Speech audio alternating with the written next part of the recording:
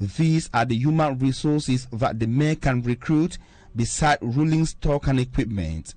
These material resources are acquired by the mayor for the benefit of the service. These services can be suspended by the senior divisional officer for a period of 1 month. 3 reasons can, however, justify this sanction, notably the widespread of abuses committed by the officers without any action being taken by the mayor to put an end to it, and the non-compliance with the rules of municipal policing, notably the violation of the provisions of the current presidential decree. This presidential decree comes at a time when road users, especially bike riders and taxi drivers, have been having disagreements with these municipal police agents. 4 months ago, the Douala city mayor recruited some 450 agents to maintain order in the 6 subdivisions of the city of Douala. And now let's come back to that incident or accident which cost the lives of a bike rider and his passenger that was at Quartier Presidentiel in the nation's political capital Yaoundé, and onlookers or eyewitnesses blamed it on the activities of council police officers in Yaoundé 1. Immaculate Fogui. A motorcycle rider and his passenger lying in their own pool of blood on the road leading to the presidency of the Republic and 200 meters away from the Yaoundé 1 Council. Both of them got crushed by a heavy-duty truck after a heated argument between the bike rider and a council agent. The bike rider reportedly denied paying the total amount demanded by agents from the tax recovery department. The bike rider was stopped by the council agent, and the agent asked him to give the sum of 10,000 francs, but the biker proposed 5,000 francs, which he denied. While trying to escape, the biker and his passenger got crushed by a heavy-duty truck. News of the incident sparked a wave of violent protest amongst residents of Yaoundé 1. They blocked circulation while denouncing cases of extortion and harassment, which they claim to often face in the hands of council agents. 2 persons have died because of their carelessness and greed. They need to be careful with those they recruit as council agents. There is a way of handling such cases. It is clear proof that they are not well trained. While on the accident scene, the divisional officer of the Mfundi division, Manuel Jigdat, called for calm while assuring residents that those concerned will be punished accordingly. They left their houses to go get their daily bread. Now they are dead. Be rest assured that the government did not send these council agents to the road to kill road users. We are deeply concerned. We promise taking stringent measures to avoid such from reoccurring. You all need to stop giving bribes to these agents. Residents call for new reforms within the municipal system that will ensure that council agents are equipped with the necessary skills before being sent on the field. Both corpses have been deposited at the mortuary. Meantime, in a meeting presided over by the Minister for Territorial Administration and Decentralization, Paul Atanganji, he reminded the council police agents in Yaoundé that their role is to maintain public order and not to jeopardize peace. Minister Paul Atanganji as well called on commercial bike riders to respect their profession and stop being involved in dubious activities such as killings and kidnapping for ransoms. Shall we be coming back to that meeting in greater details in our subsequent news editions.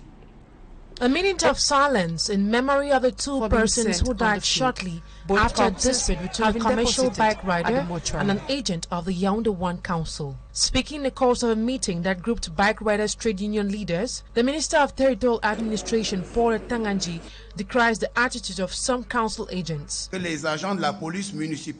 has come to my notice that some council agents continuously extort money from bike riders. The organized crime needs to stop as from today. We have received several complaints about how these agents go about harassing bike riders.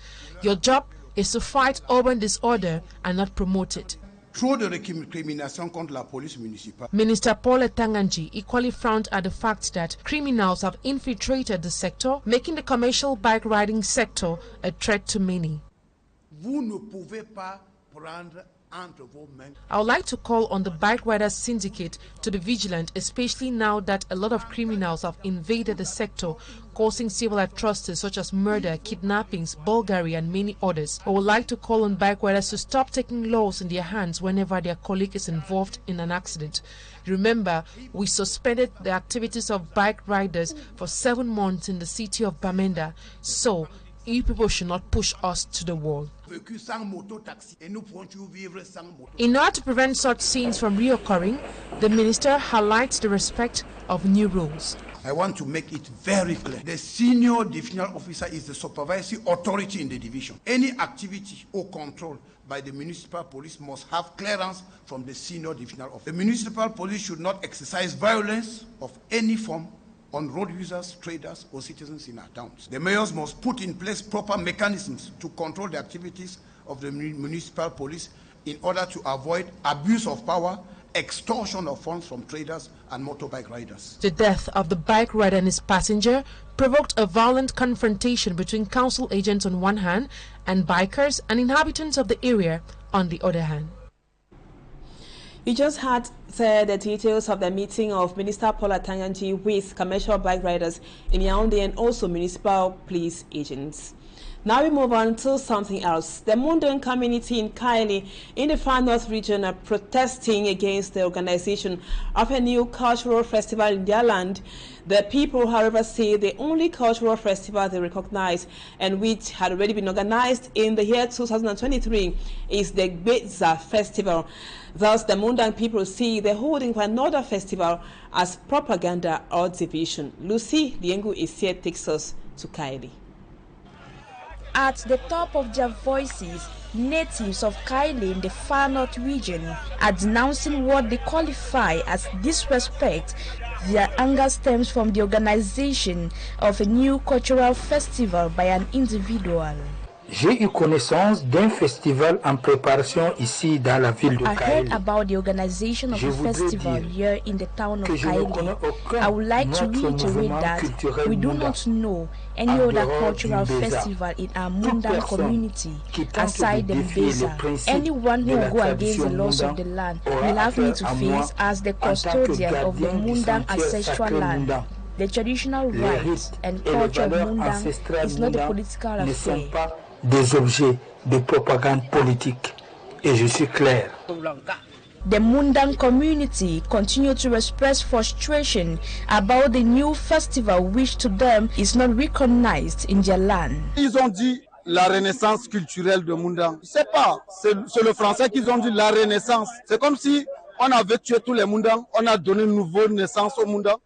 On ne comprend pas. The people and the custodians of the land have written letters to authorities strongly condemning the festival.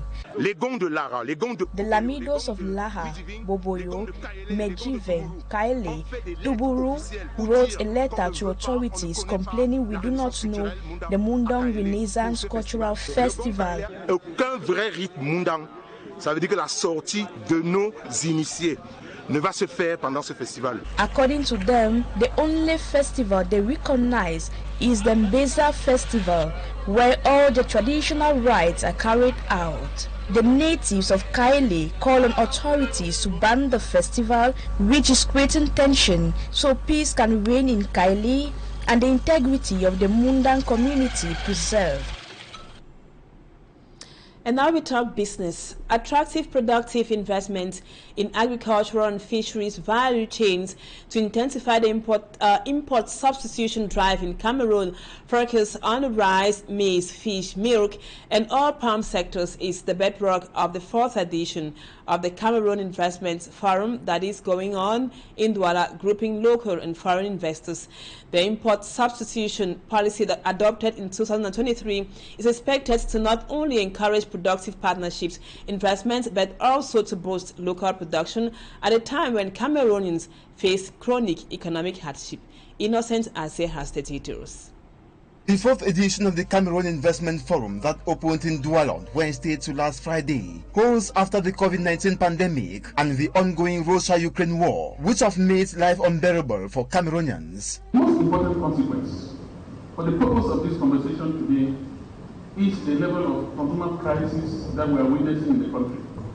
In 2022, for the first time since 1994, if you remember 1994, what happened was the devaluation of our currency. To remedy this situation, the government in December 2023 adopted the import substitution policy, closely monitored by business gurus. Its implementation is effective and geared at attracting productive investments in the agricultural and fisheries value chains to intensify the import substitution drive with focus on the rice, maize, fish, milk and oil palm sectors. An import substitution policy which is focused on harvesting the lowest land foods possible. The focus now is on agriculture because that is where we are facing the highest challenge in terms of protecting our trade balance. This initiative should contribute to reducing Cameroon's trade deficit caused by the importation of staple food items in large quantities. This event is also a runabout where domestic and foreign investors, government officials and agencies meet to nurse mutually beneficial projects. At the end of these celebrations, the Investment Promotion Agency will work alongside the government to contribute to the structural transformation of the Cameroonian economy, stimulating short-term growth and achieving long-term emergence. The Cameroon Investment Forum also permits the establishment of productive partnerships and guarantees favorable avenues for fruitful investment. Out of Cameroon, tension in the DRC, that is the Democratic Republic of Congo, between Cameroonians and the local population over there. This follows the death of a Congolese lady blamed on a Cameroonian guy. Congolese are threatening to break the consulate of Cameroon in Kinshasa. Let's now have more with Babila Jonathan. Tension growing in Ouesso in the north of the Republic of Congo. Congolese mounting pressure on the consulate of Cameroon in Ouesso.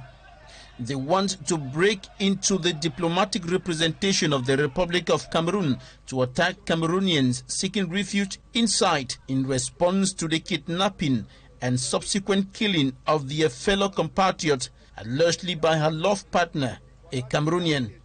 The social unrest is taking another twist after the discovery of the corpse of the Congolese mother of 2 children. She had been in captivity for several days while her abductor requested for a ransom of 500,000 francs CFA. Following the news of her kidnapping, inhabitants of Ouesso took to the streets, destroying properties belonging to Cameroonians in the town before moving to the consulate of Cameroon, where they threatened to vandalize the consulate building. They were stopped by gendarme officers deployed to protect the consulate. After the macabre discovery of their sister's mortal remains in a bush, they are mounting pressure on the gendarme officers to give way so they can get into the consulate. Congolese authorities have said they are taking all necessary measures to keep the situation under control and restore calm. Hopefully a diplomatic solution is sought and soonest. And now, viewers, before we take leave of you, just to let you know that Victoria United are the champions of Cameroon. They just had a 2-2 tie with Stade Rena of Melong at the Mbappé Stadium here in the economic capital Douala. That was a while ago. We will be bringing to you details of that encounter in our subsequent news editions. That does it for this edition. Thank you so much for always being there. Don't go away. As usual, our programs continue. The news in the French language comes up at 8 p.m. Equinoxe 4 at 7 p.m. Stay with us on Equinoxe Television. Bye-bye for now.